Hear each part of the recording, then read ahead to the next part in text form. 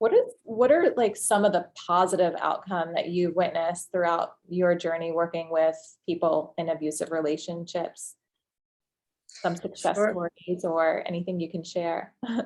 Sure. Well, I feel so privileged and honored to get to do what I do. And one of the most humbling and amazing things about watching someone move through their heartache and pain is watching what emerges from that and what they do with that. And so, most people find that they have strength that they never knew they had. They find that they're actually able to dive deeper into who they are and what they need on a deeper level, and how to tend to that, how to tend to their soul. And that is a life-changing thing. And it has, profound impacts not only in their life, but, in terms of the loved ones around them as well. Yes, I can just imagine how rewarding it is and amazing to witness that in others when you're working with them and just seeing, because I can't imagine how hard and heart-wrenching it is to experience this, and then the suffering, and then all of the unraveling of the damage, and then to regain all that strength and feel almost like they have a new lease on life in this new empowered, embodied, being, right? Exactly, exactly. And it's not that the wounds are not a part of that person's story forever and ever, but there is also, beauty in what comes from that suffering and the strength that is gained from overcoming such a struggle. Mm. Yeah, just going back to like an extremely abusive relationship. I imagine there's this spectrum of different forms of the abuse and the levels of abuse. For someone that's being threatened and really feels like they're in danger, what would you recommend to them? Well, this is such a difficult question, and it's sadly a situation that way too many people find themselves in.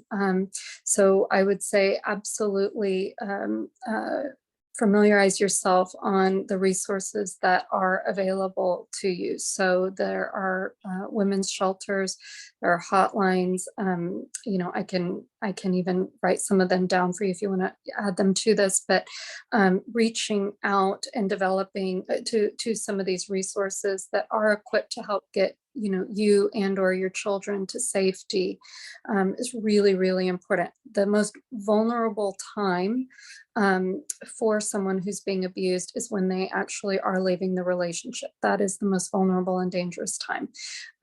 So it is important to have a safety plan in place so that everyone is safe. So certainly doing things like making sure that you're not just going about your normal routine, or you're not alone. Obviously at night, walking to your car, doing some of these things where you would be more vulnerable. There's certainly safety in numbers. So surrounding yourself, even though it's hard if you've been quite isolated, of course, but surrounding yourself is to the extent that you can with people. That is extremely important if at all possible. And if not, that's where there are shelters and support systems in place for you to be able to exit the relationship as safely as possible. Yes, and just from the experience of working with certain people, myself, my own clientele, and some friends of mine that have been through stuff like this.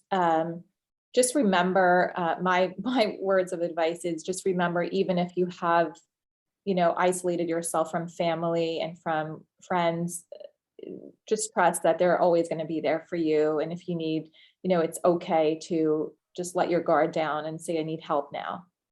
Yes, absolutely. Absolutely. Yeah. Wow. This is so dear to my heart. And I'm just so grateful that you're here doing this work and sharing your expertise and all, your wisdom with us today.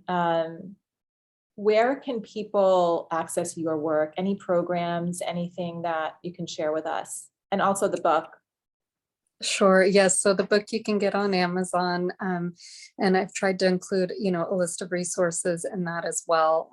It's at the back of the book. So the book, you can go to my website, averyneal.com, and there are access to articles and coursework that I've written for kind of helping you walk through some of this.